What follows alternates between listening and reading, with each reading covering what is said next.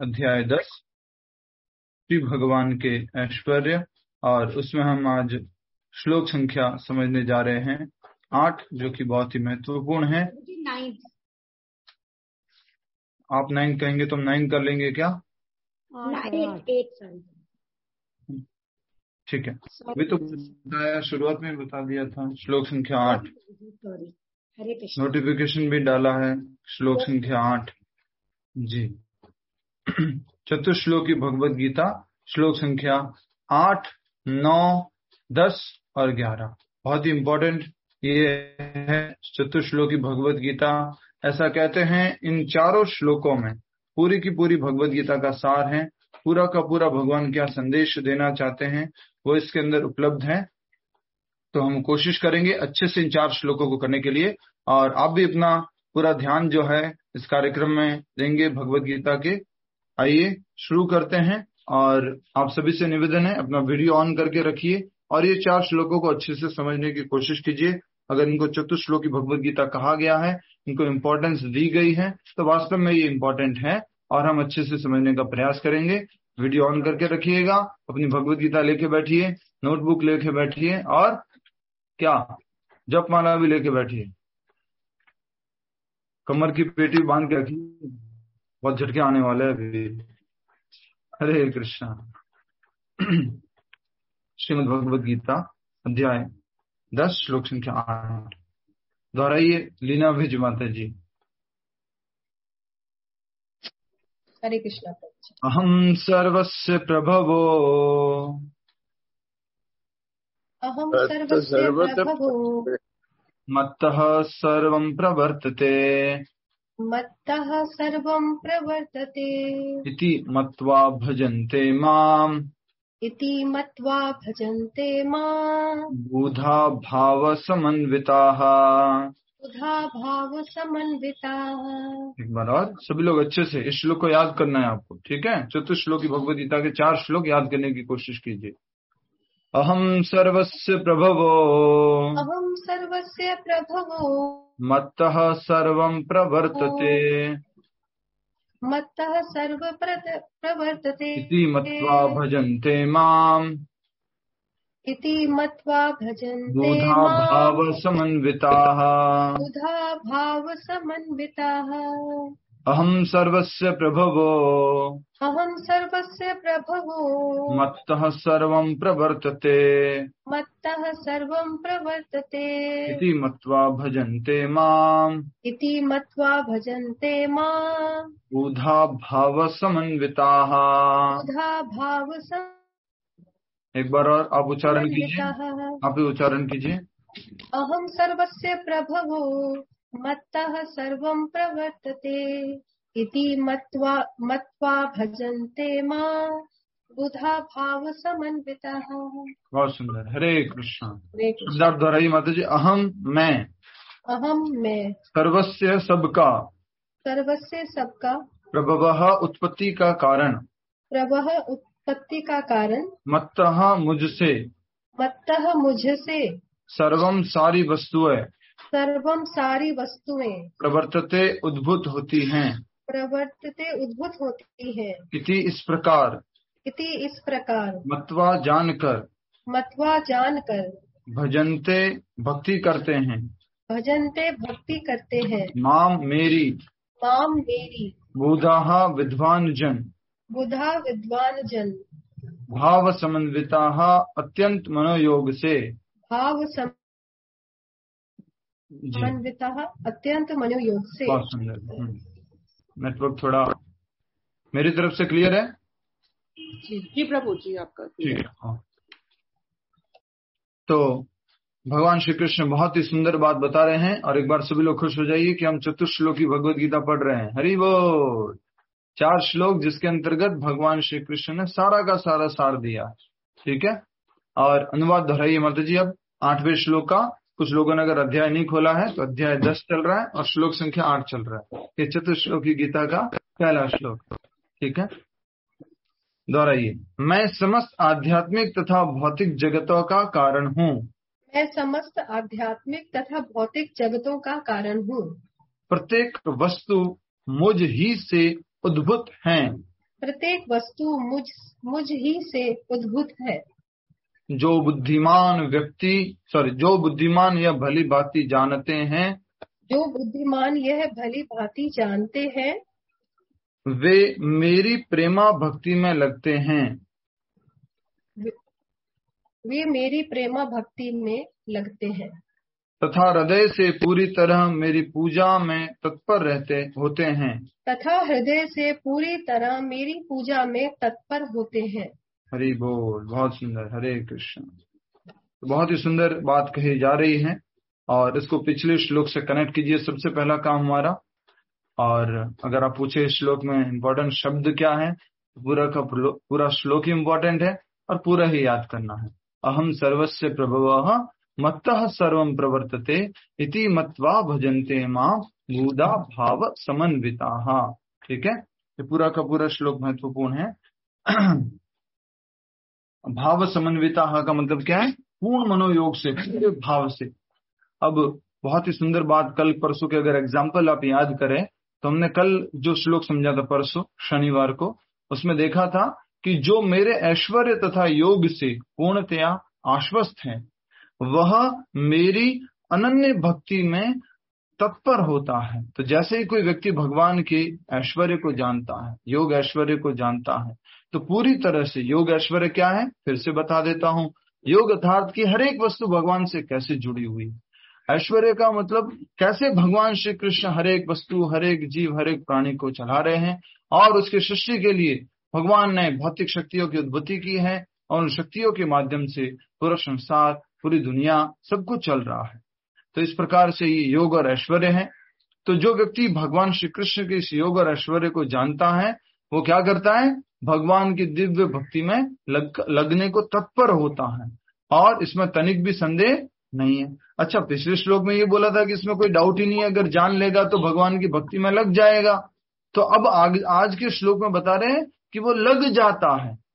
पिछले श्लोक में क्या बताया था? बोलिए, तत्पर होता है। और आज के श्लोक में क्या बता रहे हैं? कि वो लग जाता है। ठीक है, समझ में आ रहा है आप सभी को? अच्छा, शांति से अब देखिए श्लोक का अनुवाद में फिर से आप सभी लोग देखिए। इंपॉर्टेंट शब्द क्या है? अहम सर्वस्य प्रभवो। पूरा ये श्लोक ही इंपॉर्टेंट है क्योंकि ये चतुश्लोकी गीता का पहला श्लोक है। चतुश्लोकी गीता कौन सी है? जो भगवत गीता के पहले अध्याय में बताई गई है। यस, ज्योत्सना तोषे माता जी, चतुश्लोकी भगवत गीता कौन सी है? भगवत गीता के पहले अध्याय में जो बताई गई है वो है चतुश्लोकी भगवत गीता, राइट? ज्योत्सना तोषे माता जी, माइक अनम्यूट करके बोलिए। हाँ सर। तो कौन सी है? मुझे नहीं मालूम। आपको नहीं मालूम? आप इस क्लास में बैठे हैं? हाँ बैठे हैं। 8वां अध्याय है ये, वैसे 8वां श्लोक है, 10वें अध्याय का 8वां श्लोक। माता जी, मैंने ग्रुप में भी डाला चतुश्लोकी गीता कौन सी है, अभी कम से कम 4 बार बोला मैंने। हाँ, 10वें अध्याय का 8वां श्लोक, 8वां, 9वां, 10वां और 11वां। ठीक है, यस सर, ठीक। हरे कृष्णा। हरे कृष्ण। अच्छे से श्रवण कीजिए सब लोग। मैं किसी और को एग्जाम्पल बोल करके आप सभी तक ये संदेश पहुंचाना चाहता हूँ कि आप सभी लोग सही से श्रवण करते। तो अध्याय 10 श्लोक संख्या 8, 9, 10 और 11 ये क्या है? चतुश्लोकी भगवत गीता। इन चारों श्लोकों में लगभग पूरी भगवत गीता का सार उपलब्ध है। उसी तरह से चतुश्लोकी भागवत पुराण भी है, वो कभी और हम समझेंगे। 4 श्लोकों में पूरी भागवत। अभी हम जो पढ़ रहे हैं क्या? ये भगवत गीता। भगवत गीता और भागवतम में अंतर है। ये भगवत गीता भगवान श्री कृष्ण और अर्जुन के बीच में संवाद है। श्रीमद् भागवतम सुखदेव गोस्वामी और परीक्षित महाराज के बीच में संवाद है। श्रीमद् भगवत गीता में 700 श्लोक हैं, श्रीमद् भागवत में 18,000 श्लोक हैं। ये उपनिषद है भगवत गीता, और वो क्या है? पुराण है। उसमें सारी की सारी लीलाओं का वर्णन है, इसमें सिद्धांत दिए गए हैं। ठीक है, तो देखिए बड़ा तात्पर्य है, इसलिए आपका अटेंशन और आपका ज्ञान बहुत आवश्यक है, तो अच्छे से हम कर पाएंगे। मैं समस्त आध्यात्मिक तथा भौतिक जगतों का कारण हूं। प्रत्येक वस्तु मुझ ही से उद्भूत है। अहम सर्वस्य प्रभवो। प्रभवो मतलब क्या है? उत्पत्ति। हर एक वस्तु का, सर्वस्य तो यहाँ पर हर एक वस्तु का, हर एक स्थान का बताते हुए भगवान ने क्या बता दिया? भौतिक और आध्यात्मिक जगत। कितने जगत है टोटल? 5 तरह के जगत हैं। कितने जगत है टोटल बताइए? दो तरह के जगत है, एक भौतिक जगत और दूसरा आध्यात्मिक जगत। क्या फर्क है दोनों में? भौतिक जगत में जन्म, मृत्यु, जरा, व्याधि होता है। भौतिक जगत में आदि भौतिक, आदि दैविक, आदि आत्मिक क्लेश आते हैं। आध्यात्मिक जगत में जन्म, मृत्यु, जरा, व्याधि नहीं है। और आध्यात्मिक जगत में आदि भौतिक, आदि दैविक, आदि आत्मिक क्लेश नहीं आते हैं।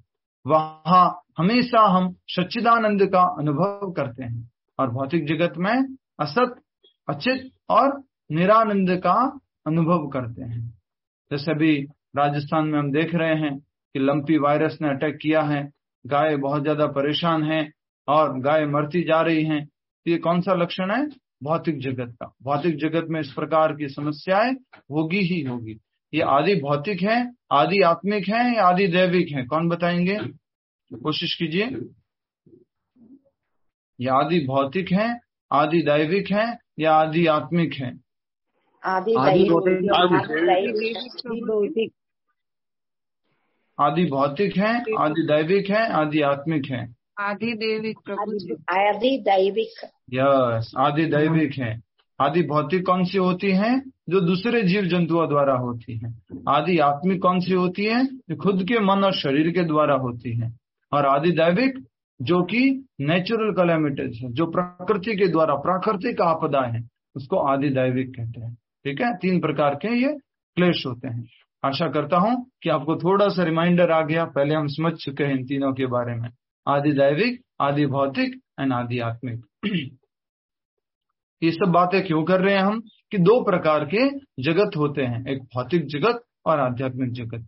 भौतिक जगत जो है उसकी उत्पत्ति ब्रह्मा जी करते हैं और आध्यात्मिक जगत जो है उसकी उत्पत्ति भगवान श्री कृष्ण कह रहे हैं। ऐसा यहाँ पर इस श्लोक में कहा गया है। क्यों सुमन माता जी? यस माता जी, माइक अनम्यूट करके बताइए। यस माता जी। भगवान इस श्लोक में आध्यात्मिक और भौतिक जगतों के बारे में बता रहे हैं। हम कह रहे हैं कि भौतिक जगत की उत्पत्ति, कहाँ ध्यान है आपका? भौतिक जगत की उत्पत्ति ब्रह्मा जी करते हैं और आध्यात्मिक जगत की उत्पत्ति जो है भगवान श्री कृष्ण करते हैं। बिल्कुल सही बात है, धन्यवाद आपका, हरि बोल। क्या लिखा हुआ है यहाँ पर? भौतिक जगत और आध्यात्मिक जगत की उत्पत्ति का कारण मैं हूँ, भगवान है। भगवान श्री कृष्ण उत्पत्ति करते हैं। ब्रह्मा जी तो ब्रह्मांड के अंदर शरीरों को उत्पन्न करने का कार्य करते हैं। याद आया आप सभी को? मैं उल्टा ऐसे घुमा घुमा करके क्यों बोलता हूँ? जिससे आप अच्छे से समझो। ऐसा नहीं yes sir, okay sir, very nice sir, बहुत अच्छा बोलते हैं आप सर, नहीं, ऐसा नहीं चलेगा। ये क्लास इसके लिए नहीं है, अच्छे से समझने के लिए है। ठीक है, नहीं तो वो वाली बात हो जाएगी। कौन सी वाली बात? शिव धनुष किसने तोड़ा? सर टेबल तो टूटा हुआ पड़ रहा था, कल मैंने देखा था टेबल टूटा हुआ था, लेकिन धनुष किसने तोड़ा वो मालूम नहीं सर। ऐसा नहीं होना है। अनीता टंडन माता जी सुन रहे हैं आप? बढ़िया, आराम से। हरे कृष्ण प्रभु जी, सुन रही हूँ बट अंधेरे में बैठी हूँ। जी माता, ठीक है। मैं समस्त आध्यात्मिक तथा भौतिक जगतों का कारण हूँ। भगवान श्री कृष्ण से ही प्रकट होते हैं। अहम, सभी लोग इशारा कीजिए, अहम सर्वस्य प्रभवो। याद हो जाएगा श्लोक, अहम सर्वस्य प्रभवो। भगवान श्री कृष्ण कह रहे हैं अहम, मैं, सर्वस्य सभी का, प्रभवो हो उत्पत्ति का कारण हूँ। कौन कौन बता दिया? सभी के अंतर्गत भौतिक जगत और आध्यात्मिक जगत, जितना भी उसके अंदर अलग अलग ब्रह्मांड, अलग अलग ग्रह आते हैं, सब की उत्पत्ति के कारण भगवान श्री कृष्ण है। ऐसा हम समझ चुके हैं पहले भी, और अब और अच्छे से समझ गए कि जब भौतिक जगत में महाविष्णु होते हैं, महाविष्णु से क्या निकलते हैं? अनंत कोटि ब्रह्मांड। फिर ब्रह्मांडों के अंदर कौन प्रवेश करते हैं? वही महाविष्णु। किस रूप में? गर्भोदक्षिण विष्णु के रूप में। और गर्भोदक्षिण विष्णु से नाभि से कमल निकलता है और कमल के ऊपर ब्रह्मा जी आते हैं। और ब्रह्मा जी क्या करते हैं? अंदर का सारा क्रिएशन, अलग अलग शरीरों को प्रदान करने की जो व्यवस्था करते हैं जीवों को, आत्माओं को। ठीक है, तो पहली लाइन है, मैं समस्त आध्यात्मिक तथा भौतिक जगतों का कारण हूं। अहम सर्वस्य प्रभव, प्रभव मतलब उत्पत्ति का कारण। मत्तः सर्वम प्रवर्तते, मुझसे सारी वस्तुएं उद्भूत होती हैं, प्रत्येक वस्तु मुझी से ही उद्भूत हैं। एवरीथिंग एमिनेट्स फ्रॉम मी, भगवान श्री कृष्ण कह रहे हैं, हर एक वस्तु मुझसे आती है। कोई बताएगा कि जैसे ये डायरी है, ये भगवान श्री कृष्ण से कैसे आई है? कोशिश कीजिए, ये डायरी भगवान श्री कृष्ण से कैसे आई है? भगवान श्री कृष्ण कहाँ प्रिंट करवाने गए थे इसको? नहीं, भौतिक जगत से आई हुई है, भौतिक जगत। एक एक करके जब ये बोल रहा है तो एक जने को बोलने दीजिए। यस लक्ष्मी माता जी बोलिए। पेड़ पौधे सब कुछ तो भगवान से आया हुआ है। हाँ, उसी पेड़ से तो हम लोग को कागज बनाते हैं, उसी से डायरी बनी हुई है। बहुत सुंदर, हरि बोल, वेरी नाइस। तो हर एक वस्तु भगवान से उद्भूत है। मोबाइल, लैपटॉप जो भी है, उसको सरलता से कैसे समझेंगे? हर एक वस्तु पंच महाभूतों से बनी हुई है। किससे? पंच महाभूत। क्या क्या है वो पंच महाभूत हैं? गोबर, आकाश, वायु, दही, पंच महाभूत वही तो बोलते हैं, गोबर, दही, घी, गोमूत्र और वो पंचामृत है। ये तो पंचामृत वो पंचामृत होता है क्या? अच्छा अच्छा अच्छा, ओके ओके, ठीक है ठीक है, समझ में आ गया। तो पंच महाभूत कौन कौन सा है? पृथ्वी, जल, अग्नि, वायु और आकाश, पंच महाभूत। इससे हर कोई बना हुआ है। हमारा ये शरीर है, ये भी किससे बना हुआ है? पंच महाभूतों से। तो हर एक वस्तु पंच महाभूत से बनी हुई है। और भगवान श्री कृष्ण भगवत गीता के 7वें अध्याय के 34 श्लोक में बोलते हैं कि ये पंच महाभूत मेरे से आते हैं। भूमि, रापो, अनल, वायु, खम, मनो, बुद्धि रे बच्चा। ये पंच महाभूत मेरी शक्ति है। कौन सी शक्ति है? भिन्ना प्रकृति अष्टधा, मेरी एक भिन्न शक्ति है और उसका नाम क्या है? अपरा शक्ति। क्या नाम है बोलिए? अपरा शक्ति। और एक पराशक्ति भी है, वो क्या है? आत्मा। ठीक है, हरे कृष्ण। नहीं प्रभु जी। हाँ हाँ सही बोला, अब मैं कंफ्यूज नहीं कर रहा हूँ, अब कंफ्यूज नहीं कर रहा हूँ, अब चिंता मत कीजिए। भौतिक प्रकृति जो है अपरा शक्ति है, और शरीर क्या है? वो भी अपरा शक्ति है। और ये डायरी, पेन, मोबाइल वगैरह क्या है? ये भी अपरा शक्ति है। और हमारे बाल जो हैं वो पराशक्ति है। राइट प्रभु जी, वो भी अपरा शक्ति है। सब कुछ पराशक्ति है। ओनली एंड ओनली हमारा जो आत्मा है वो क्या है? पराशक्ति। अच्छा एक बात बताइए, ऐसे समझाने से आप ज्यादा कंफ्यूज हो रहे हैं कि समझ में आ रहा है, क्लियर हो रहा है? नहीं तो फिर आप कहेंगे प्रभु जी ऐसा घुमाया मत करो, सीधा सीधा बोला करो। क्लियर हो गया, थोड़े कंफ्यूज होते हैं। नहीं प्रभु जी, इससे अच्छा क्लियर होता है। क्लियर भी होता है। ये थॉट प्रोवोकिंग स्टाइल सही है प्रभु जी। दोनों बोल रहे हैं लोग, तो कंफ्यूज भी हो रहा है, क्लियर भी हो रहा है। सही दोबारा है। जब भी मैं कंफ्यूज कर रहा हूँ उसके बाद सही उत्तर भी बोल रहा हूँ। जो भी आध्यात्मिक है वो पराशक्ति है, जो भी भौतिक है वो अपराशक्ति है। ठीक है, ये 7वें अध्याय के 34 श्लोक में बताया है अपराशक्ति कौन सी है, भौतिक शक्ति कौन सी है, पराशक्ति कौन सी है, वो 5वें श्लोक में बताया 7वें अध्याय के, वो आत्मा है। फिर बताया प्रत्येक वस्तु मुझसे ही उद्भूत है, इसलिए हमें हर कोई वस्तु का कनेक्शन किससे देखना चाहिए? भगवान श्री कृष्ण से। जैसे कभी भी कोई भी वस्तु गिरती है तो हम उठा करके ऐसे ऐसे करते हैं, मस्तक पे लगाते हैं, कुछ पेन गिरा, कुछ गिरा। जनरली पुराने जमाने में कुछ भी वस्तु आती थी, हर एक वस्तु को इस प्रकार से सम्मान दिया जाता था। घर पर साइकिल आओ, कपड़े आओ, कुछ गाड़ी आओ, कुछ भी आओ, उसको पूजा होती थी, उसको सम्मान दिया जाता था। उसका कारण ये है कि भगवान की शक्ति है, ये भगवान की शक्ति से उद्भूत है, अपरा शक्ति जो है वो है ये। नेक्स्ट, जो बुद्धिमान यह भली भांति जानते हैं। क्या जानते हैं बुद्धिमान लोग? पूनम गर्ग माता जी, बुद्धिमान लोग क्या जानते हैं? प्रभु जी, सब चीज भगवान से ही उद्भूत है। तो जो ये डायलॉग बोलते थे ना हम लोग, फिल्मी डायलॉग, फिल्मी नहीं, कौन सा? फिल्मी। जो हम फिल्मी डायलॉग बोलते थे, कौन सा है फिल्मी डायलॉग? वो ये है, सब कुछ तो भगवान का है, सब कुछ तो भगवान से आया है, आज उसका श्लोक आपको मिल गया है। कहां पर है ये? अध्याय 10 श्लोक संख्या 8। तो भगवान कह रहे हैं अहम सर्वस्य प्रभवो मत्तः सर्वम प्रवर्तते।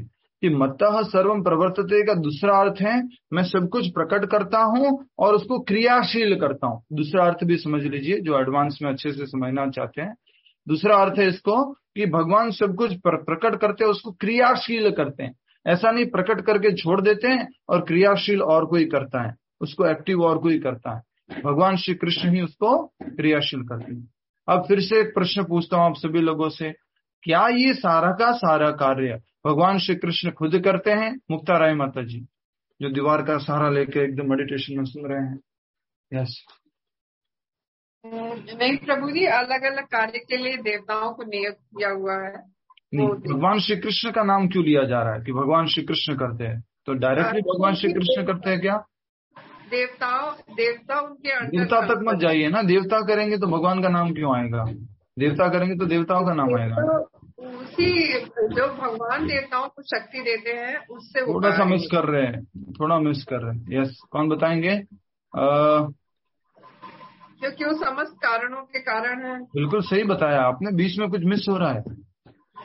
भगवान श्री कृष्ण खुद नहीं करते तो कौन करता है ये कार्यक्रम? उनकी शक्तियां करती हैं। उनकी शक्तियां नहीं।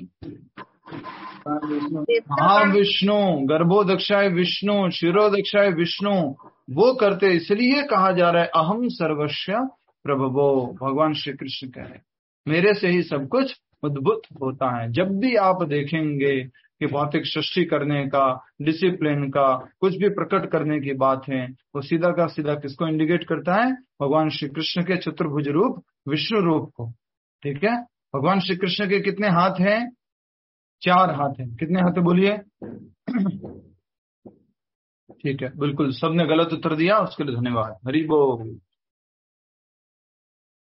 भगवान श्री कृष्ण हमेशा द्विभुज है। बार बार बोला जाता है, उसको समझ में नहीं आता क्या? भगवान श्री कृष्ण द्विभुज मुरलीधर श्याम सुंदर रूप है। ये कुछ समझ में नहीं आता। कुछ ज्यादा संस्कृत होगी, बड़ी संस्कृत हो गई क्या? भगवान श्री कृष्ण द्विभुज मुरलीधर श्याम सुंदर है। उनका श्याम वर्ण है, मुरली धारण करते हैं, मोर पंख धारण करते हैं। वो है भगवान श्री कृष्ण का ओरिजिनल रूप। बार बार ये बातें रिपीट करने की कोशिश करनी पड़ रही है मुझे, कोई बात नहीं, इसी से भगवान की स्मृति और बढ़ेगी। तो भगवान श्री कृष्ण का ओरिजिनल रूप कौन सा है? द्विभुज मुरलीधर श्याम सुंदर रूप। चतुर्भुज रूप कौन सा है भगवान का? वो विष्णु रूप है। हमारे हृदय में परमात्मा रूप में बैठे हैं, वो भी क्या है? विष्णु है। भगवान श्री कृष्ण का ही विष्णु रूप हमारे हृदय में बैठे हुए हैं। और ब्रह्मांड में जो गर्भोदक्षाय विष्णु है वो भी चतुर्भुज रूप में है। और जो महाविष्णु है, कारणोदक्षाय विष्णु है, वो भी चतुर्भुज रूप में है। शिरोदक्षाय विष्णु है, वो भी चतुर्भुज रूप में है। ठीक है। अनीता टंडन माता जी, भगवान श्री कृष्ण की कितनी भुजाएं हैं? अनीता टंडन माता जी, दो भुजाएं, द्विभुज। 4 भुजाएं किसकी हैं? विष्णु भगवान की। सरी बोल, वेरी नाइस। विष्णु भगवान कौन है? भगवान श्री कृष्ण के ही कम गुणों के साथ प्रकट हुआ रूप। भगवान श्री कृष्ण अगर 100% है तो भगवान श्री कृष्ण अपने आप को जब थोड़ा कम 96% के साथ में जो प्रकट करते हैं तो वो कौन सा है? विष्णु रूप है। ठीक है, क्लियर है आप सभी को? हरे कृष्ण। आगे बढ़ते हैं, लास्ट लाइन। जो बुद्धिमान, क्या लिखा? इति मत्वा भजन्ते मां बुधा भाव समन्विता। बुधा क्या होता है? बुधा, रामावतार अग्रवाल जी, बुधा क्या होता है? रामावतार अग्रवाल जी बताएंगे बुधा क्या होता है। जल्दी बताइए, समय का सदुपयोग करते हुए माइक अनम्यूट करके। बुद्धिमान होता है। यस, बुधा का मतलब क्या है? बुद्धिमान। तो बुद्धिमान लोग जो ये जान चुके हैं कि सब कुछ किससे आता है? भगवान श्री कृष्ण से। भौतिक जगत हो या आध्यात्मिक जगत, इनको क्रियाशील कौन करता है? भगवान श्री कृष्ण। हर एक वस्तु कहाँ से आती है? भगवान श्री कृष्ण से आती है। तो बुद्धिमान लोग भली भांति ये सब जान करके घर पे बैठ करके आराम से चाय पीते हैं। राइट? क्या करते हैं वो? कल भी आया था ये की ये बात जब हमने सब कुछ जान लिया है। अनिता टंडन माता जी किसी से फोन पे बात कर रहे हैं, प्रेमा भक्ति में लग जाते हैं प्रभु जी। ठीक है।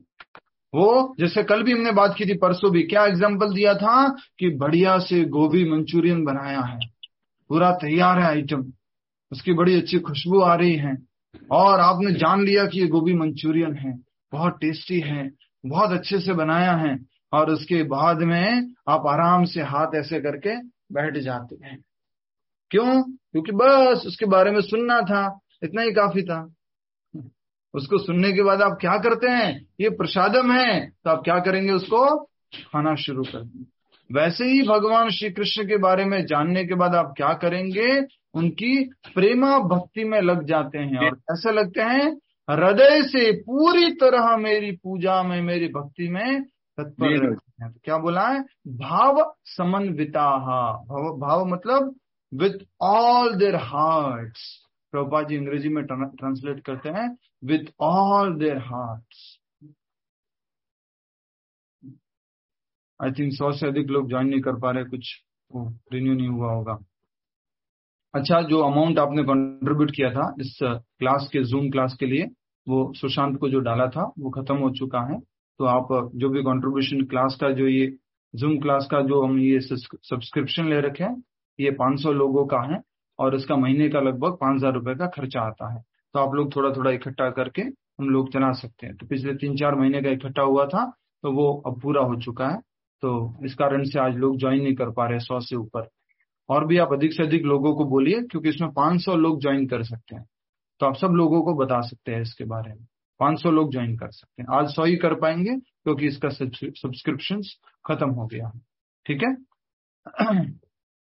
तो आप लोग, सब लोग विभा माता जी से या आप लोग आपस में कांटेक्ट करके वो सुशांत के अकाउंट में हम डलवाते हैं, जिससे वो इकट्ठा होता है, और वहीं से वो सुशांत इसको रिन्यू करते हैं। उनकी अकाउंट का तो नंबर तो आप इसमें डाल दीजिए। सुशांत का नंबर रहेगा और सुशांत का अकाउंट से ही होता है। ठीक है, ठीक है।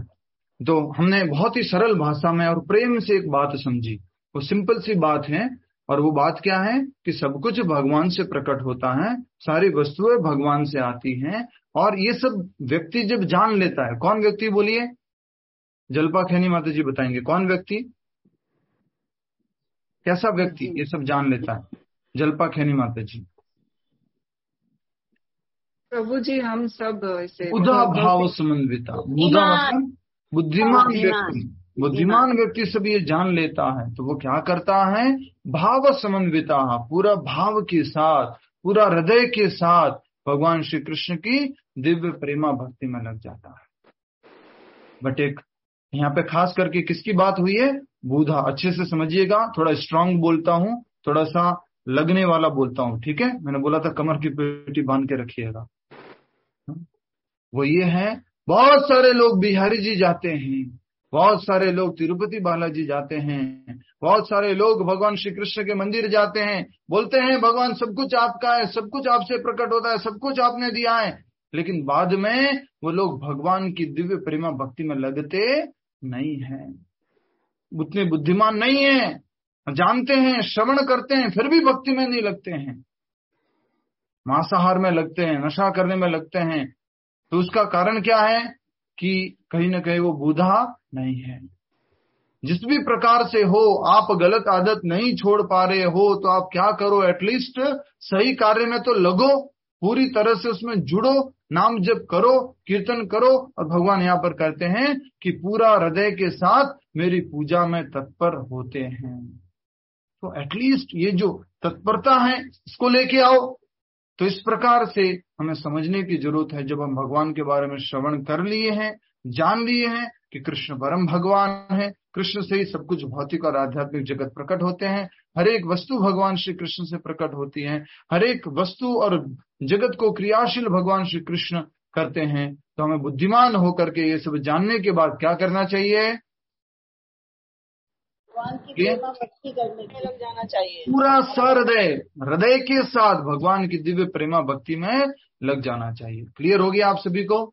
श्लोक संख्या 7 में भी लगभग इसी प्रकार की बात थी, और 8 में तो पूरी तरह से क्लियर कर दिया भगवान। बुधा भाव समन्विता। ठीक है, तात्पर्य श्रील प्रभुपाद जी द्वारा। श्रील प्रभुपाद की जय।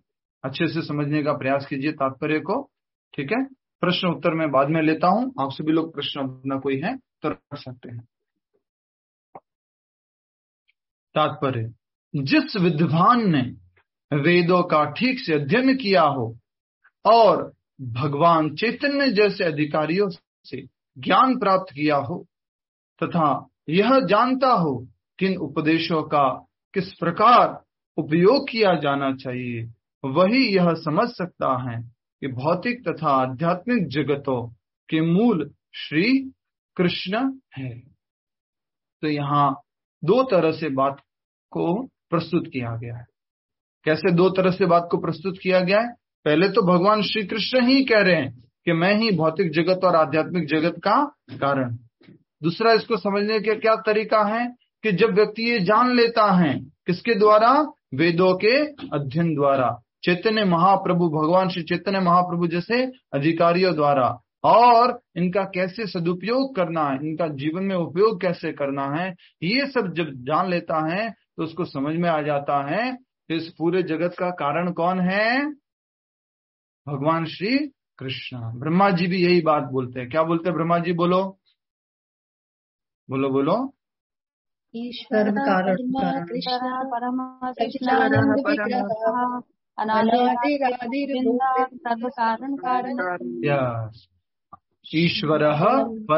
कृष्ण। ईश्वरों में परम ईश्वर भगवान श्री कृष्ण है।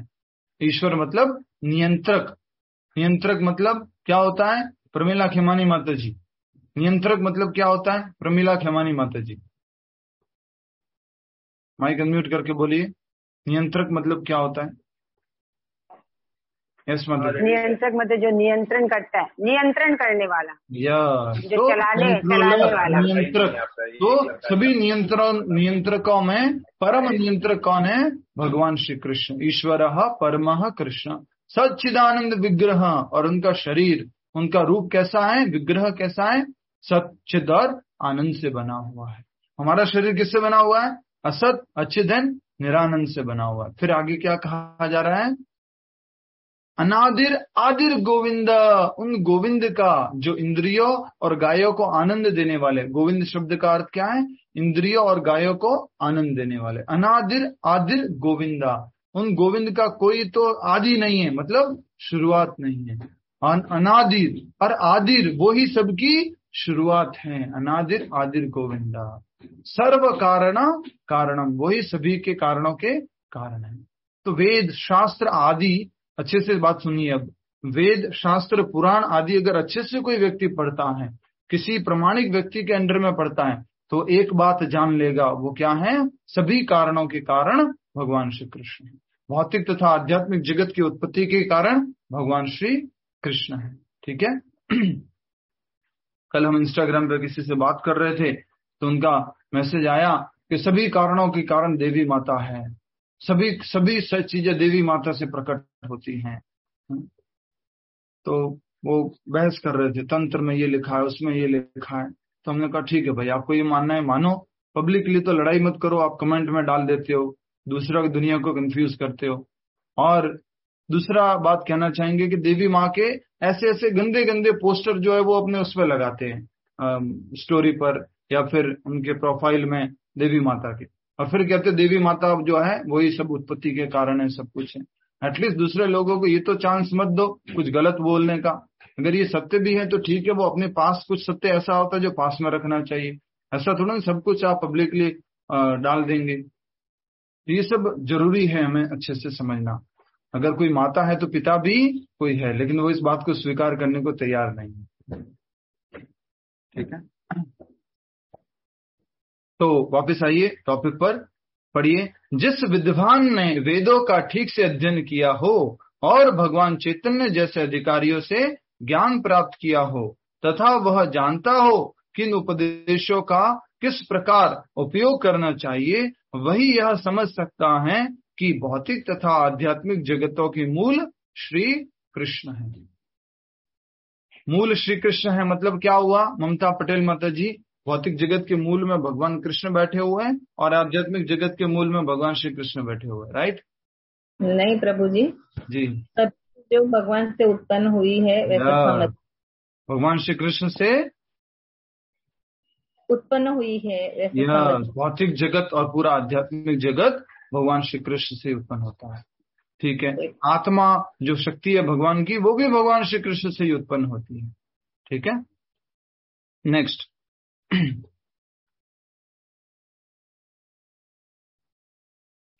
इस प्रकार के ज्ञान से वह भगवत भक्ति में स्थिर हो जाता है। तो भगवत भक्ति में स्थिर होने के लिए क्या जरूरी है? इस प्रकार का ज्ञान। कैसा ज्ञान?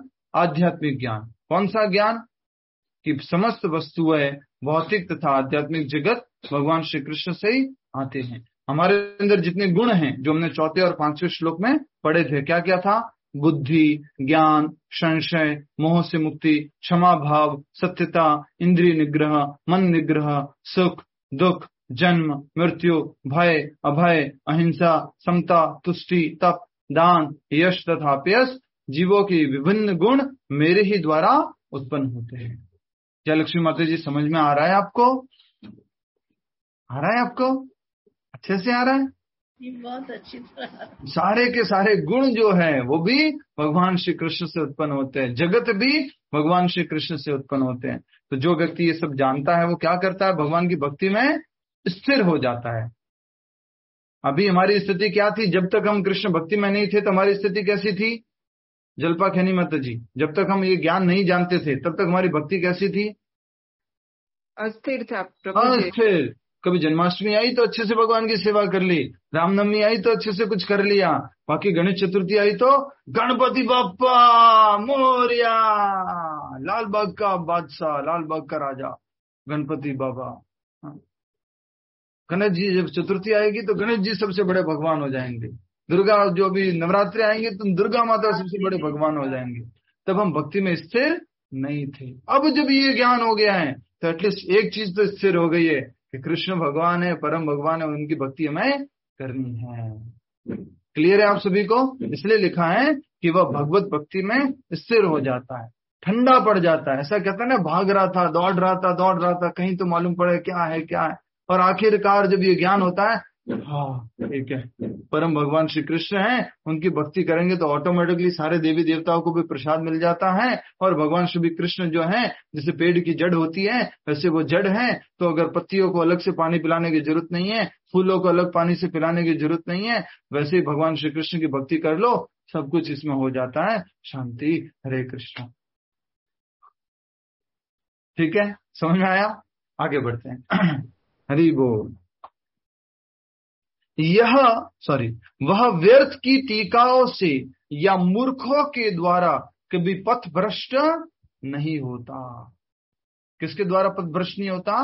व्यर्थ की टीकाओं के द्वारा या मूर्ख द्वारा। मूर्ख लोग क्या बोलेंगे उसको?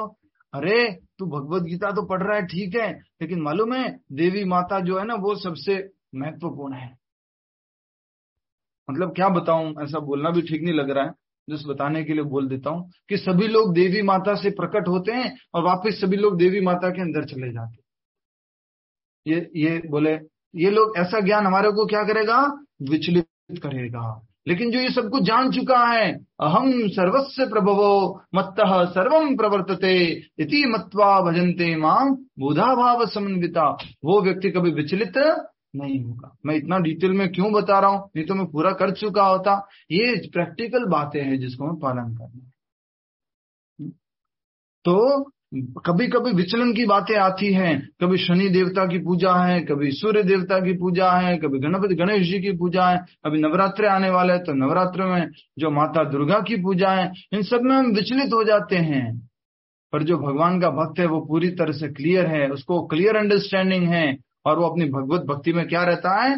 स्थिर रहता है, पकड़ के रहता है, उसकी भक्ति में से डावाडोल नहीं होता। अभी तक हमारी भक्ति में क्या थी? अस्थिरता थी। अच्छा, इसका सबसे बड़ा कारण क्या बोलेंगे? क्यों प्रभु जी बोल रहे थे इसलिए भगवान श्री कृष्ण सर्वश्रेष्ठ है। क्या उत्तर है बोलिए इसका? प्रभु जी बोल रहे थे इसलिए भगवान श्री कृष्ण सर्वश्रेष्ठ है, बोलिए। नहीं प्रभु जी, भगवान ने स्वयं बोला है भगवत गीता में। ये शब्द होने चाहिए आपके। अब कुछ लोग आपको आर्ग्यू करेंगे कि भगवत गीता तो महाभारत का भाग है और महाभारत तो एक युद्ध का भाग था, भाव युद्ध था, और फिर महाभारत तो वेद में भी नहीं आता है, तो फिर आप कैसे इसको मान लेते हैं? कुछ कुछ घुमाएंगे आपको, और इस तरह से हमारी भक्ति को क्या करेंगे? हिलाएंगे, शेक करेंगे। आपस में लड़ने की आवश्यकता नहीं है। एक बात अच्छे से समझिए, हमें आपस में लड़ने की आवश्यकता नहीं है। कोई कहता है कि देवी श्रेष्ठ है, शिव जी श्रेष्ठ है, ब्रह्मा जी श्रेष्ठ है, ठीक है भाई, आप जैसा मानते हैं मानो। दूसरे लोगों को हमारे अंदर गलती निकालने का चांस मत दो। दूसरे व्यक्ति जो है ना, आजकल, पहले एक व्यक्ति हुआ करता था, वो शास्त्रों से कोट करता था दूसरे संप्रदाय, दूसरे धर्म का, आप समझ गए ना, वो ऐसे कोट किया करता और उसको भारत में बैन कर दिया गया था। उसी तरह से एक और व्यक्ति आ गया है, अब वो भी ऐसे ही करता है। एक बात भगवत गीता से उठाता है, क्या? भगवत गीता में भगवान कहते हैं कि देवी देवताओं की जो पूजा करते वो मूर्ख है, ठीक है। दूसरी बात किससे उठाएगा? किसी उपनिषद से उठाएगा और बोलेगा कि प्रतिमा की पूजा नहीं होती है। तीसरी बात कहां से उठाएगा? कि प्रतिमा जो है वो भगवान का एक प्रतिरूप है, स्वयं भगवान नहीं है। इस प्रकार से व्यक्तियों को क्या करता है? कंफ्यूज करता है और उसको अपने धर्म की ओर लाने की कोशिश करता है। तो ये अलग अलग तरह के लोग जो है हमारी भक्ति को क्या करते, बोलिए, विचलित करते हैं। बट एक बात ये भी कह सकते हैं, क्या? कि हम तो अच्छे से दुर्गा माता की पूजा कर रहे थे, अच्छे से हम तो गणेश जी की पूजा कर रहे थे, ये इस्कॉन वाले आए और हमारे को विचलित कर दिया पूरा। ये विचलन सही है या गलत है? ये वाला गलत है प्रभु जी। सही है, गलत है। सही है प्रभु जी। क्लास बंद कर देता हूँ। सही है। क्या मालूम कहाँ ध्यान था, बोल रहे गलत है। क्या हुआ था? सपना एरन माता जी, आप गलत क्यों बोल रहे हैं? सपना एरन माता जी अच्छा नहीं लग रहा आपको? भक्ति में जोड़ दिया तो गलत क्यों बोल रहे थे? प्रभु जी, मैंने ये सोचा था कि गणेश जी की, शिव जी की पूजा करना सही है, मतलब ये तो सही नहीं है, गलत है, ये सोचा था। हमने बताया कि अगर आपको उस पूजा से कोई विचलित कर रहा है, उससे आपको कृष्ण भक्ति में कोई जोड़ रहा है, तो ये विचलन सही है कि गलत है? ये विचलन जो है शास्त्रोक्त है, प्रमाणिक है, गुरु शिष्य परंपरा द्वारा प्राप्त है। इसलिए हमेशा अच्छे से हमें ज्ञान को समझना है। आजकल पूरी दुनिया में ना लोग क्या चाहते हैं, बोलो? ज्ञान ज्ञान ज्ञान, नॉलेज की बातें बहुत सारे लोग करते हैं। इसलिए बहुत आवश्यक है समझने की। जैसे कि बड़े बड़े अपार्टमेंटों में बड़े बड़े हमारे प्रवक्ता आते हैं और पूरी भीड़ लग जाती है, डॉक्टर दीदी आती हैं, ठीक है, नाम आप समझ गए होंगे आगे वाला नाम। तो दीदी आती हैं और फिर आकर के प्रवचन करती है, सब लोग आते हैं, भीड़ इकट्ठा हो जाती है और वो अच्छे से प्रवचन देते, शिव बाबा है और बाबा में हमें एक दिन मिल जाना है, बाबा से सब कुछ प्रकट हुआ है। ये सब ज्ञान से हम क्या हो जाते, बोलो? विचलित हो जाते हैं। मैं भी उसी स्थान का रहने वाला हूँ जहां पर ये संप्रदाय पूरा स्थान चलता है, माउंट आबू, जहां इसका इंटरनेशनल हेडक्वार्टर है। मैंने एक सिंपल सी बात उनसे पूछी थी कि भगवत गीता तो भगवान श्री कृष्ण ने बोली है ना? नहीं, बाबा शिव ने बोली। तो इस तरह से बहुत सारी बातें कंफ्यूज करने वाली होती है। पर जिसको भक्तों की संगति में ये दिव्य ज्ञान मिल जाता है कि भगवान श्री कृष्ण से ही सब कुछ प्रकट हुआ है और ये स्वयं भगवान श्री कृष्ण बोल रहे हैं, ब्रह्मा जी भी बोल रहे हैं, शिव जी भी बोल रहे हैं, सारे अनेक देवी देवता भी यही बात बोल रहे हैं, तो अपनी भक्ति में क्या हो जाता है, बोलो? क्या हो जाता है? स्थिर हो जाता है। स्थिर हो जाता है। हमें भी ऐसे ही स्थिर होना है भक्ति में। इसे भगवत गीता पढ़ने के बाद भी, पूरा भगवत गीता पढ़ ली, पूरी शास्त्र का पूरा भगवत गीता पढ़ने में 2.5 साल लगा लिया, एक एक लाइन पढ़ा, अच्छे से समझा, और जब उनके घर पर गए तो स्पेशल पूजा चल रहा था दुर्गा माता का उत्सव का, अलग से राइस डाले हुए थे, वो क्या नाम, गेहूं डाले हुए थे, वो अंकुरित हो रहे थे। मैंने कहा माता जी क्या चल रहा है ये? तो दुर्गा माता का, प्रभु जी 9 दिन तो दुर्गा माता सबसे इम्पोर्टेंट होती है ना, तो उनका आशीर्वाद चाहिए ना, तो अब हम जो नवरात्रे कर रहे हैं। ये कहीं ना कहीं भगवत गीता समझने में कुछ कमी रह गई हमारी, ठीक है। तो भगवत गीता को अच्छे से समझना है। और कृष्ण भक्ति में साफ साफ लिखा हुआ श्लोक संख्या 7, श्लोक संख्या 8 क्या कह रहे हैं? वे मेरी अनन्य भक्ति में तत्पर होता है। और क्या लिखा हुआ है? इति मत्वा भजन्ते मां बुधा भाव समन्विता, पूर्ण हृदय के साथ में भगवान की प्रेमा भक्ति में, दिव्य भक्ति में लग जाते हैं। ठीक है, पूरा तात्पर्य का ये पैराग्राफ पहला वाला पूरा कर लेते हैं। ठीक है, आपको बोरिंग लग रहा है कि बहुत लंबा खींच लिया मैंने, ऐसा लग रहा है? प्रभु जी अच्छा लग रहा है। लंबा खींच लिया तो बोल दीजिए कि इतना एक ही बात को बार बार ऐसे ऐसे घुमा घुमा के बोल रहे हैं। अच्छा लग रहा है प्रभु जी। ठीक है, ठीक है, मुझे भी अच्छा लगता है जब आप बोलते हो अच्छा लग रहा है। ठीक है, आगे बढ़ते हैं। इस प्रकार के ज्ञान से वह भगवत भक्ति में स्थिर हो जाता है। वह व्यर्थ की टीकाओं से या मूर्खों के द्वारा कभी पथ भ्रष्ट नहीं होता, अपने रास्ते से कभी दूसरे रास्ते में नहीं जाता, भटकता नहीं है। ठीक है, ये बहुत जरूरी है। क्या भटकाने वाले लोगों की कमी है क्या? इतना सा बता दीजिए, भटकाने वाले लोगों की कमी है? घर के अंदर भी बैठे हुए भटकाने वाले लोग, कोई कमी नहीं है प्रभु जी। हाँ, कृष्ण भक्ति से भटकाने वाले लोग घर के अंदर भी बैठे हुए हैं और वो भी भटकाते रहते हैं। इतना ज्यादा क्यों करना है, यही थोड़ी ना है, कुछ और भी ट्राई कर लो, वैसे भी हो सकता है। कल एक माता जी के घर पे गए थे, नाम नहीं लूंगा नहीं तो गड़बड़ हो जाएगा। तो उन माता जी के घर पे क्रिया योगा की बुक्स पड़ी हुई थी। मैंने कहा माता जी ये क्या है, ये क्यों लेके आ गए आप? प्रभु जी थोड़ा ट्राई कर लेते, ये भी देख लेते क्या होता है, थोड़ा सा देख लेते, ये भी अच्छा रहेगा। तो मैंने कहा कहीं पर आपको कंफ्यूजन है क्या? आपकी कुछ गुरु परंपरा में या शास्त्र के अंतर्गत ये जो भगवत गीता और भागवत का ज्ञान है उसमें कुछ कमी रह गई क्या? नहीं ऐसी बात नहीं है, लेकिन थोड़ा सा पढ़ लेते हैं। ये अपने रास्ते से क्या होना है, बोलो, पथ भ्रष्ट होना। ठीक है, तो जो पूरी तरह से इसमें स्थित है वो कभी पथ भ्रष्ट नहीं होता, मूर्खों द्वारा या टीकाओं द्वारा। नेक्स्ट, टीका क्या होता है जल्दी से बताएंगे आप में से? ममता पटेल माता जी, टीका क्या होता है? टीका मतलब भगवान श्री कृष्ण के बारे में नहीं जानना और गलत बात बोलना कि ये भगवान नहीं है। टीका क्या होती? इतनी सी बात बोली, टीका। चर्चा।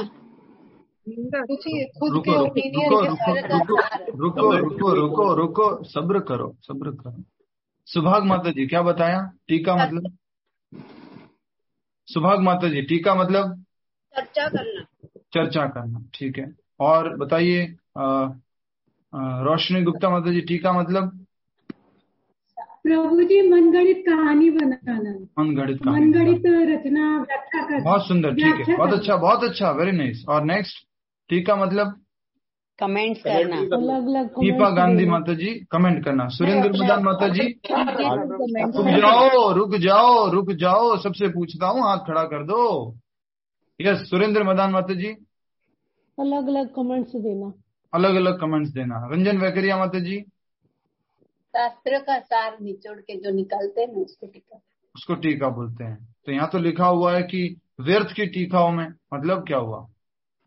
वो शास्त्रों का सार नहीं है। ठीक है, नेक्स्ट पूछता हूँ मैं आपसे, किससे पूछता हूँ? सुशीला हेमकार माता जी। आज मुझे लगता है क्लास टीका पे खत्म करनी पड़ेगी। प्रभु जी अपने अपने अलग अलग जो विचार देते हैं वो टीकाएं। यस, बहुत अच्छा। सुमन माता जी किसी बात पर टिप्पणी करना प्रभु जी, अलग अलग तरह के जो उसके। ठीक है, और कोई टीका का अच्छा अर्थ इसके अलावा? इन सबने बोला इसके अलावा कोई अर्थ? किसी के ऊपर गलत टिप्पणी नहीं करना। किसी के ऊपर गलत टिप्पणी नहीं करना टीका कहलाता है। रुक जाओ, एक साथ क्यों बोलते हो? दर्शन माता जी बोलो। प्रभु जी लोगों ने तरह तरह की टीकाएं भगवत गीता वही तो पूछ रहे हो, टीका क्या होता है? टीका तरह तरह की, टीका क्या होता है ये पूछ रहे हैं। इन्होंने तरह तरह की बुक्स लिखी हुई है, टीका, भगवत गीता को टीका कहते हैं ना। बहुत बढ़िया, शाबाश। यस, जहांगीरदार जी, जहांगीरदार है वो। हाँ प्रभु जी, हाँ, टीका के दो मीनिंग होते हैं। जैसे हम लोकल भाषा में जब टीका बोलते तो हम किसी पे टीका टिप्पणी करते तो यानी निगेटिव कमेंट्स, और जैसे शास्त्रों में टीका का अर्थ है टीकाकार, यानी जो मूल ग्रंथ है उस पे खुद के विचार से वो ग्रंथ फिर से लिखना, उसको टीका बोला जाता है। आपकी हिंदी तो अच्छी होनी चाहिए थी, आप कहाँ से हैं? महाराष्ट्र से हो प्रभु जी, हिंदी नहीं है। जागीरदार महाराष्ट्र में होते हैं? महाराष्ट्र में होते हैं क्या? नहीं, वी आर ब्राह्मण्स। वो तो जो लैंडलॉर्ड्स रहते हैं ना उनको जागीरदार बोलते हैं। हाँ ठीक है। जागीरदार हमारे हुआ करते थे जब बचपन में हम भी थे तो हम अपने आपको जागीरदार बोलते थे ऐसा। ठीक है। और कोई टीका का मतलब और कोई बताइए। हाँ जी प्रभु जी हिंजेस अनुवाद गलत बताना। टीका का मतलब अनुवाद। ठीक है। रेणु सत्यम जी। प्रभु जी हिंजेस HINGES। ठीक है हिंजेस तरीके से प्रभु जी आलोचना। हाँ आलोचना करना। आप सभी ने ज्यादातर जो उत्तर दिए वो गलत हैं। उसके लिए आप सभी को बहुत बहुत धन्यवाद और सादर आपको ट्रॉफी देता हूँ। उसके लिए मैं आपको भगवत गीता पढ़ रहे आपको ये भी नहीं मालूम। ये जो भगवत गीता पढ़ रहे हैं ये भी टीका है। तो क्यों पढ़ रहे हैं? अगर टीका टिप्पणी गलत होता है तो ये क्यों पढ़ रहे हैं? ये भी टीका है। ये प्रभुपाद जी की टीका है। समझ में कुछ आता नहीं और चलते रहो भैया आगे। 10 अध्याय कर लेंगे, 11 कर लेंगे, 12 कर लेंगे, 15 कर लेंगे, गीता पूरी कर लेंगे। टीका का अर्थ मालूम नहीं है। प्रभु जी हिंजेस इसका राइट वर्ड है ना इंग्लिश का। अंग्रेजी में नहीं पूछ रहे प्रभु, इंग्लिश या हिंदी इंग्लिश नहीं पूछ रहे हम। आप कहेंगे आइसक्रीम और उसका बर्फ का गोला आइसक्रीम बर्फ का गोला, ऐसे थोड़ी चलेगा। ठीक है। टीका का मतलब क्या होता है? जो हम इस टाइम चर्चा कर रहे हैं वही टीका है। बहुत बढ़िया, धन्यवाद। आप भी शांत हो जाइए, अब मेरे को गुस्सा मत दिलाइए सभी लोग। सबसे सही उत्तर दिया है प्रिया जागीरदार माता जी ने। कोई भी मूल तथ्य होता है, जैसे भगवान श्री कृष्ण ने श्लोक बोला, कौन सा? अहम सर्वस्य प्रभवो मत्तः सर्वम प्रवर्तते इति मत्वा भजन्ते माम बुधा भाव समन्विता। ये श्लोक बोला। इसके ऊपर अपनी अपनी टिप्पणी करना, इसको बोलते हैं टीका। अपनी अपनी बातें करना उस श्लोक में, उस श्लोक के ऊपर, उसको बोलते हैं टीका। समझ में आया? अब ये भगवत गीता के ऊपर यथारूप ये भगवत गीता क्या है? टीका। अंग्रेजी में बोलते हैं इसको कमेंट्री। हरे कृष्ण प्रभु जी, उसमें व्यर्थ टीका लिखा था, उसके अकॉर्डिंग। हाँ, आप म्यूट कर दीजिए अब, नहीं तो गुस्सा आ जाएगा मुझे। व्यर्थ की टीका मतलब कि खुद से ही कोई मतलब बना देते हैं। भगवान ने तो ये बोला है कि हम सर्वस्य प्रभवो मत्तः सर्वम प्रवर्तते, और अपनी टीका में क्या देंगे वो? भगवान श्री कृष्ण के पीछे कोई शक्ति है, उससे सब कुछ आता है। ये व्यर्थ की टीका है, गुरु शिष्य परंपरा में प्राप्त टीका नहीं है, प्रमाणिक टीका नहीं है। तो श्लोक, मूल श्लोक के ऊपर जब कोई व्यक्ति अपनी बातें, अपनी अपनी ओपिनियन देता है, उसको क्या बोलते हैं? टीका। तो हर कोई व्यक्ति अपनी अपनी टीका देगा, तो कौन सी टीका को पढ़े? गीता प्रेस गोरखपुर में भी टीका दी है, महात्मा गांधी जी ने भी टीका दी है, स्वामी विवेकानंद जी ने भी टीका दी है, डॉक्टर राधा कृष्ण जी ने भी टीका दी है, और हमारे योग गुरु बाबा रामदेव जी ने भी टीका दी है भगवत गीता के ऊपर। तो कौन सी टीका पढ़े हम? प्रभु जी प्रामाणिक गुरु शिष्य परंपरा में, गुरु शिष्य परंपरा में जो प्रमाणिक गुरु आते हैं, ऐसा थोड़ी ना होता है कि कोई डॉक्टर जो है, जो भक्त तो है नहीं भगवान का, उसके ऊपर टीका लिख देगा। उसका सबसे पहला क्वालिफिकेशन होना चाहिए वो भगवान का अनन्य भक्त हो। सबसे पहला क्वालिफिकेशन क्या होना चाहिए? भगवत गीता के श्लोक पर अगर कोई टीका कर रहा है तो उसका भगवान का वो अनन्य भक्त होना चाहिए, शुद्ध भक्त होना चाहिए। कुछ समझ में आया कि नहीं आया? अब तो यहाँ लिखा हुआ है व्यर्थ की टीकाओं से, जो फालतू की टीकाएं हैं, जो भक्त तो है नहीं, जैसे डॉक्टर राधा कृष्ण जी ने लिखी है, या फिर महात्मा गांधी जी ने लिखी है, या स्वामी विवेकानंद जी ने लिखी है, तीनों भगवान श्री कृष्ण के अनन्य भक्त नहीं हैं, और फिर भी ये क्या लिखते हैं? कमेंट्री लिखते हैं। तो ऐसी कमेंट्री हमें भक्ति से क्या करेगी? विचलित करेगी। कुछ समझ में आया आपको? टीका का मतलब किसी ने ये तो बताया नहीं। टीका मतलब जो लेडी लोग यहाँ पे लगाते हैं या प्रभु जी लोग यहाँ पे लगाते हैं। इतना इम्पोर्टेंट चीज भूल गए आप। हरे कृष्णा। मारवाड़ी में गाना भी था, भूल गया मैं भी, याद नहीं करना, छोड़ो। तो वो बड़ा सा वो माता जी लोग लगाते हैं ना, वैसा कुछ ऐसे यहाँ से लेकर के यहाँ तक, वो उसको भी टीका बोलते हैं कुछ। वो टीका बोला जा रहा है? नहीं, टीका का अर्थ है किसी मुख्य बात के ऊपर, मूल बात के ऊपर अपनी बात रखना। डॉक्टर प्रिया जागीरदार माता जी ने बिल्कुल सही उत्तर दिया था। ठीक है, आज मुझे लगता है कि आप अरे बेसिक चीजों में ही हम रहेंगे अब। ठीक है, आगे बढ़ते हैं। ये पूरा का पूरा तात्पर्य कर लें कि नहीं? जो मतलब एक पैराग्राफ है उसको कर लें। ठीक है।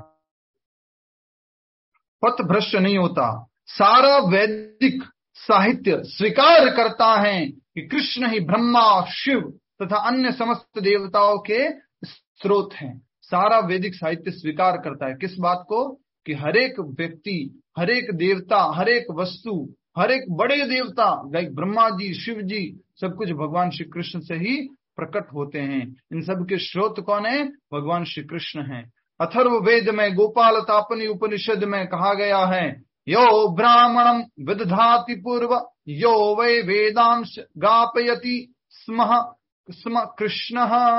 प्रारंभ में कृष्ण ने ब्रह्मा को वेदों का ज्ञान प्रदान किया और उन्होंने भूतकाल में वेदों का ज्ञान, वैदिक ज्ञान का प्रचार किया। प्रारंभ में मतलब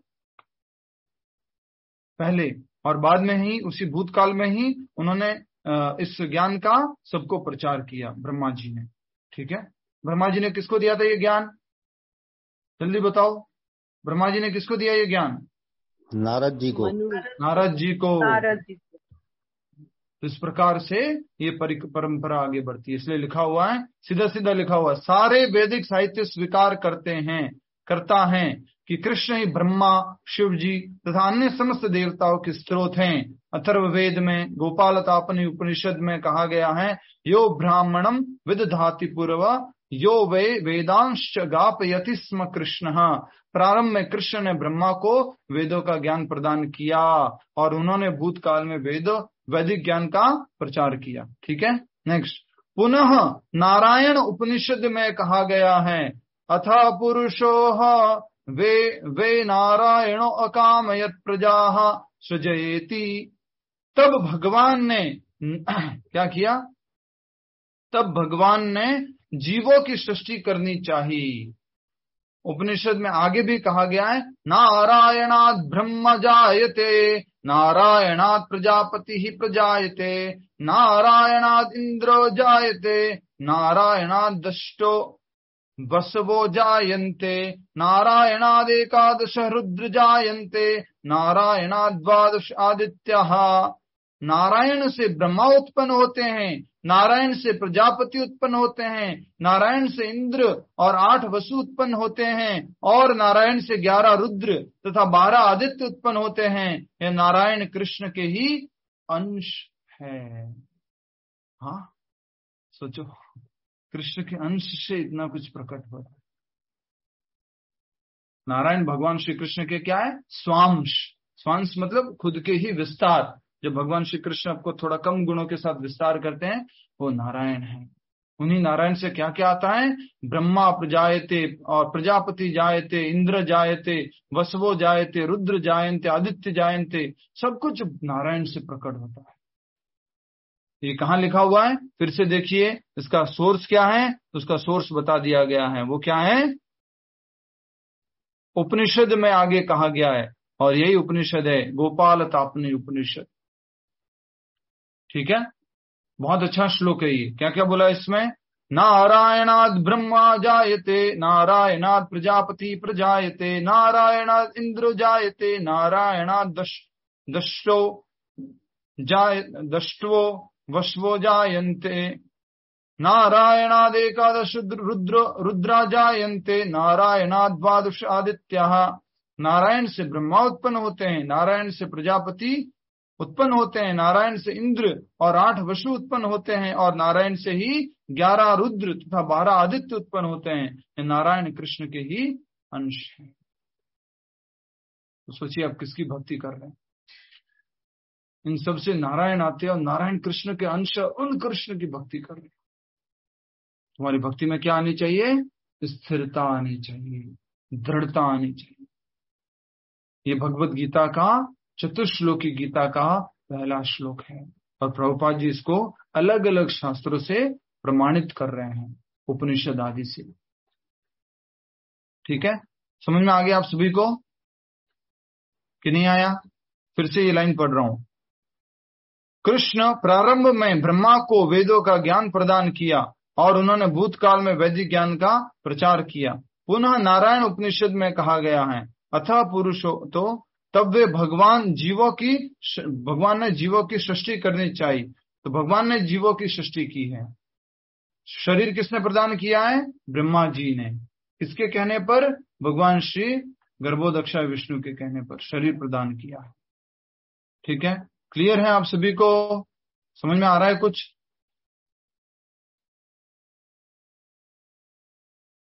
नहीं आ रहा? आवड़े छे? नहीं आवतुं? बस गुजराती लोग उत्तर देंगे सारे। आवड़े छे? आवड़े छे प्रभुजी। हाँ, बीजा उत्तर केम नहीं देता गुजराती भाई बहन? आवड़े छे प्रभुजी। आवड़े छे। हाँ, आवड़े छे। हाँ, आवड़े छे। ठीक है, ठीक है। आवड़े छे।